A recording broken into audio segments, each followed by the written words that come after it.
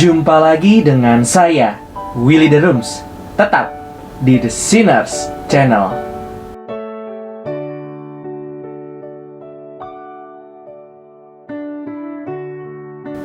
Katekismus singkat Westminster, pertanyaan nomor 33. Apakah itu pembenaran? Pembenaran adalah tindakan Allah yang semata-mata berdasarkan anugerahnya, di mana Dia mengampuni semua dosa kita dan menerima kita sebagai orang benar di hadapannya, hanya karena kebenaran Kristus yang diperhitungkan kepada kita dan hanya dapat diterima melalui iman. Begitulah definisinya. Artinya, manusia tidak memiliki jasa apapun dalam pembenaran. Pembenaran adalah tindakan Allah berdasarkan karunia-Nya, berdasarkan kebenaran Kristus yang diimputasi, bukan diinfus, kepada orang berdosa. Perbedaan antara kedua pembenaran ini, imputasi dan infus, mungkin akan saya buat dalam video lainnya. Juga adalah kedaulatan Allah yang menanam iman di dalam hati mereka yang Dia pilih untuk diselamatkan, agar mereka dapat dibenarkan melalui iman di dalam Kristus.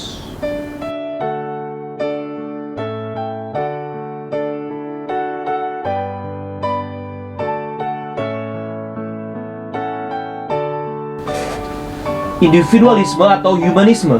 Di sini kita mendengar seruan klasik, saya tidak membunuh dan tidak berzina. Memang saya tidak sempurna, tetapi orang-orang toh merasa saya ini baik dan suka membantu.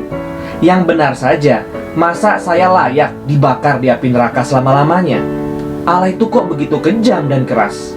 Seruan seperti ini biasanya didampingi oleh rasionalisasi bahwa hukuman kekekalan adalah taktik yang dipakai oleh para pemimpin agama yang haus kuasa untuk menakut-nakuti dan mengontrol orang-orang yang kurang berpendidikan.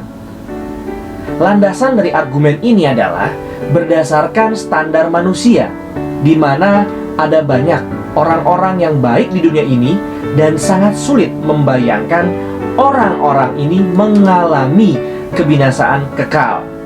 Lagi pula, sangat sulit untuk menerima bahwa seseorang yang terhormat tetapi tidak percaya kepada Kristus harus mati binasa.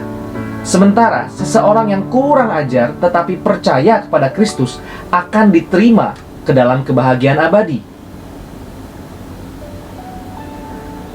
Masalahnya, pandangan individualisme, humanisme ini tidak menawarkan definisi alternatif untuk pembenaran, sebab konsep pembenaran sama sekali tidak relevan. Mereka percaya bahwa setiap orang sebaiknya sibuk dengan kehidupannya sendiri dan menghormati kebebasan orang lain, asalkan orang-orang masih berkeprimanusiaan dan tidak seorang pun berhak mengkondem siapapun. Kalau kita mencoba memberikan definisi pembenaran berdasarkan filsafat individualisme humanisme, akan terbukti bahwa ini merupakan hal yang sangat sulit. Walaupun individualisme humanisme memakai standar pribadi sebagai dasar untuk menantang definisi pembenaran oleh Westminster, ia sendiri tidak memiliki standar yang tetap. Oleh karena itu, di atas fondasinya sendiri, individualisme humanisme juga sudah goyah. Individualisme humanisme protes bahwa cara pembenaran melalui imputasi kebenaran Kristus tidak menjalankan keadilan yang sepantasnya terhadap orang yang baik dan yang jahat. Akan tetapi, individualisme humanisme tidak sanggup menentukan secara konsisten siapakah orang yang baik dan siapakah orang yang jahat. Seseorang mungkin dianggap pahlawan oleh satu pihak dan dibenci sebagai penjahat oleh pihak lain. Kadang-kadang seseorang dianggap baik di satu saat dan dianggap jahat di saat yang lain oleh orang yang sama.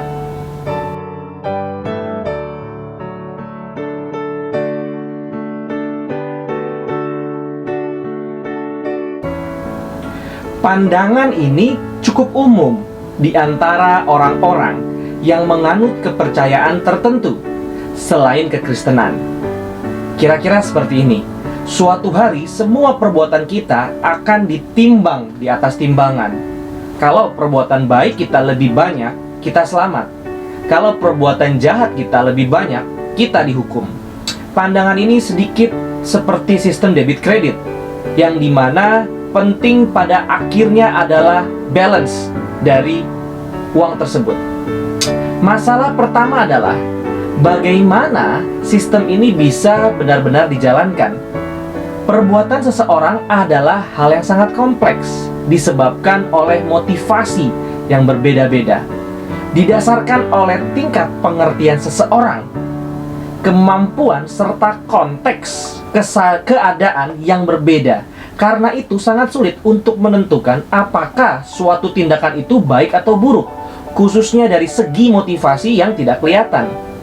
Tindakan yang sama dapat memiliki makna dan mutu yang berbeda karena perbedaan motivasi si pelaku.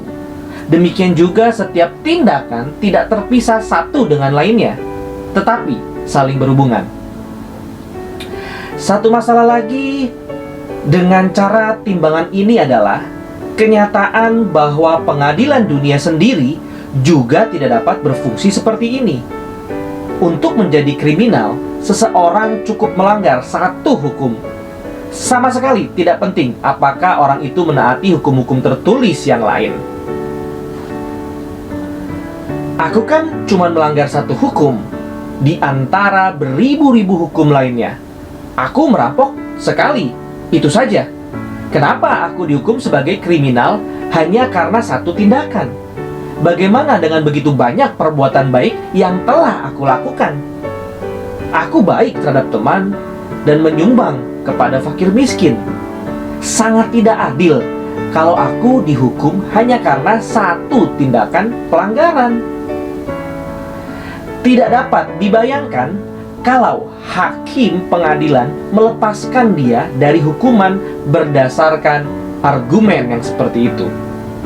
Herannya, kita pikir argumen ini sangat pantas dipakai di hadapan pengadilan Allah, Sang Penghakim alam semesta.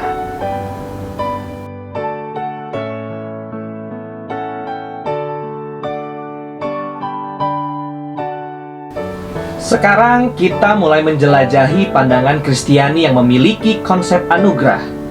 Definisi oleh Westminster mewakili pandangan monergisme di mana hanya kedaulatan anugerah Allah yang mengakibatkan pembenaran.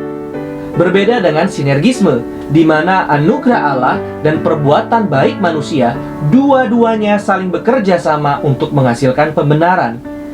Sinergisme lebih mudah dimengerti dan diterima oleh mayoritas. Ada berbagai variasi sinergisme, tetapi secara esensi sinergisme selalu melibatkan perubahan hidup yang dapat diamati dari mata manusia.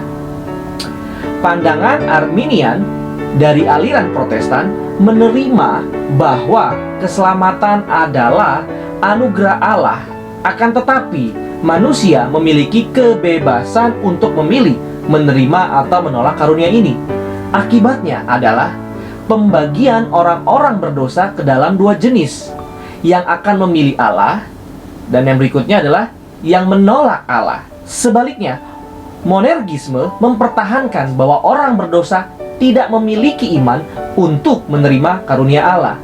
Maka iman itu pun merupakan pemberian Allah kepada mereka yang ingin Dia benarkan. Satu variasi dari sinergisme adalah pandangan Gereja Katolik yang juga menerima bahwa keselamatan merupakan anugerah Allah. Akan tetapi, keselamatan ini berdasarkan kebenaran yang diinfus, bukan diimputasi. Perbedaan keduanya adalah sebagai berikut. Seperti halnya penyakit, antibiotik tidak secara langsung menyembuhkan seseorang, tetapi memberikan seseorang kekuatan untuk melawan virus. Dan daya tahan tubuh orang tersebutlah yang akhirnya memungkinkan dia sembuh total. Demikianlah dengan kebenaran yang diinfus. Dalam skenario kebenaran yang diinfus, Allah memberikan anugerah keselamatan dengan cara menginfus atau menyuntik kebenaran Kristus ke dalam hati orang berdosa. Melalui suntikan kebenaran Kristus ini, orang berdosa mendapatkan kekuatan untuk berubah dan memulai hidup kudus. Kekudusan pribadi dalam hidup individu inilah yang akhirnya membenarkan dia di hadapan Allah, bukan suntikan itu. Ini adalah sinergisme, sebab Allah dan orang berdosa bekerja sama untuk menghasilkan kebenaran. Allah memberikan suntikan kebenaran Kristus, dan setelah diinfus, orang berdosa sendiri akan mengalahkan dosa dan mencapai hidup kudus. Maka pembenaran ini sangat bergantung kepada kekuatan dan respon orang berdosa terhadap anugerah Allah. Pandangan ini juga memperkenalkan konsep pembenaran yang progresif, tahap demi tahap, bukan pembenaran yang once and for all. Sebaliknya, kebenaran Kristus yang diimputasi berarti orang berdosa dibenarkan hanya karena kehendak Allah yang berdaulat. Sesungguhnya orang berdosa tidak akan pernah dapat mencapai standar kekudusan yang dituntut oleh Allah. Kebenaran Kristus diperhitungkan kepada orang berdosa, maka kebenaran Kristus tersebut akan membenarkan mereka yang beriman kepadanya. Orang berdosa tidak dapat percaya kepada Kristus dari dirinya sendiri. Oleh karena itu, iman pun merupakan anugerah Allah.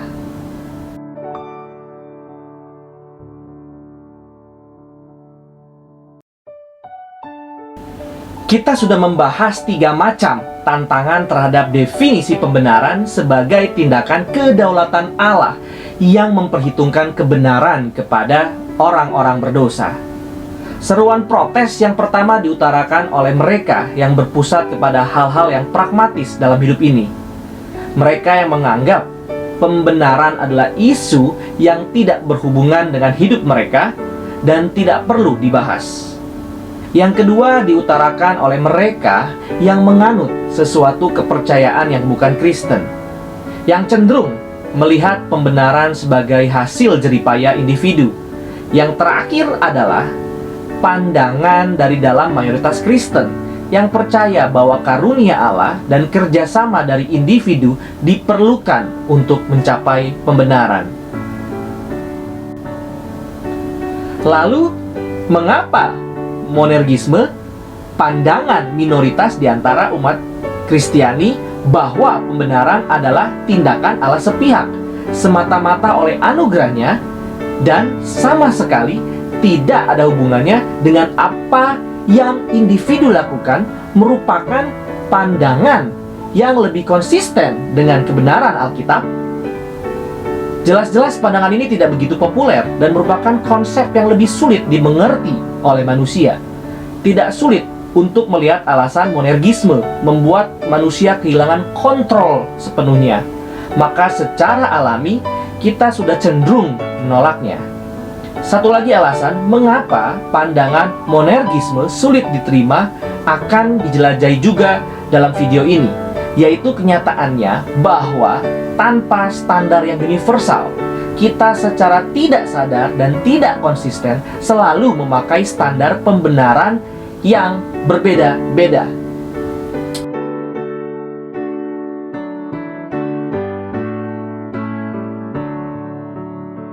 Saat kita mengatakan bahwa seseorang tertentu seharusnya diterima sebagai orang benar di hadapan Allah, sistem penilaian seperti apakah yang sedang kita pakai? Seringkali kita tidak menyadari bahwa kita tidak sedang memakai sesuatu standar dari Allah, akan tetapi hanya menyatakan berdasarkan pandangan dan perasaan kita terhadap orang tersebut. Dan landasan dari pandangan serta perasaan kita adalah bermacam-macam standar di masyarakat yang jarang kita pertanyakan.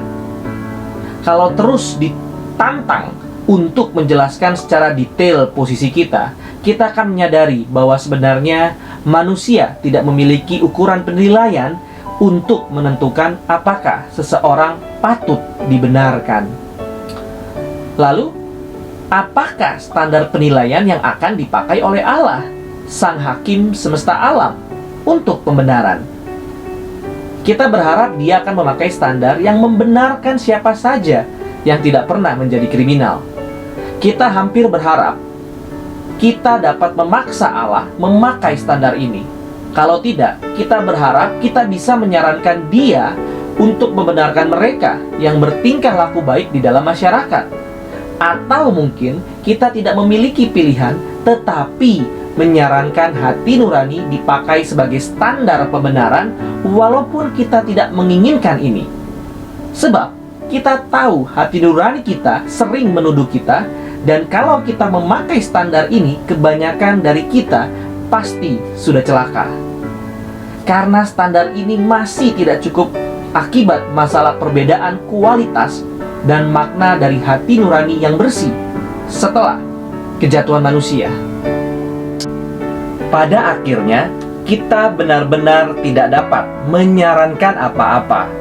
Kita menyadari bahwa kita tidak memiliki kemampuan untuk menciptakan satu standar yang universal. Yang lebih penting, kita juga tidak memiliki posisi untuk menyarankan.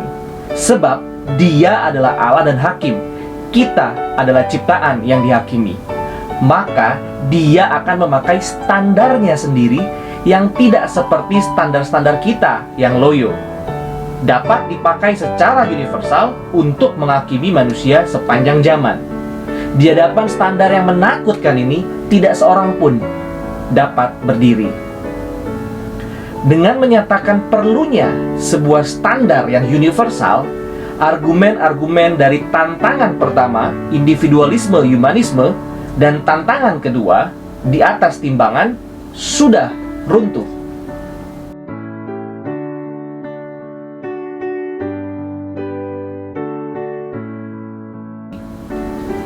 Menurut pandangan monergisme, kebenaran yang diinfus, yaitu hidup pribadi yang semakin kudus, adalah bagian dari karunia keselamatan yang juga disebut pengudusan, sanctification. Proses pengudusan ini tidak menyelamatkan orang berdosa. Tetap orang berdosa yang diselamatkan pasti akan melewati proses ini. Proses ini tidak akan berakhir sampai akhir hidup manusia. Karena itu, jika keselamatan tergantung kepada kekudusan hidup pribadi, tidak ada seorang pun yang akan mencapainya. Setiap orang terperangkap oleh kelemahannya, bahkan juga kesuksesannya. Dan oleh sebab dosa kita, kehilangan kemampuan untuk menyeimbangkan hidup kita dengan integritas total di hadapan Allah. Keberhasilan di satu aspek seringkali didampingi oleh kegagalan di lebih banyak aspek. Kesetiaan di satu hal seringkali ternoda oleh kelalaian di banyak hal. Kita mudah puas oleh satu kemenangan tanpa menyadari bahwa kemenangan itu sering menjadi perangkap yang menghambat pertumbuhan kita yang selanjutnya. Dari lubuk hati yang terdalam, orang berdosa tegar tengkuk dan tidak mau berubah. Satu perubahan seringkali menjadi hambatan untuk perubahan yang lain.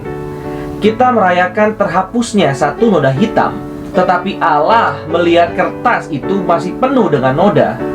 Untuk membersihkan satu noda, kita sering menambah banyak noda lainnya.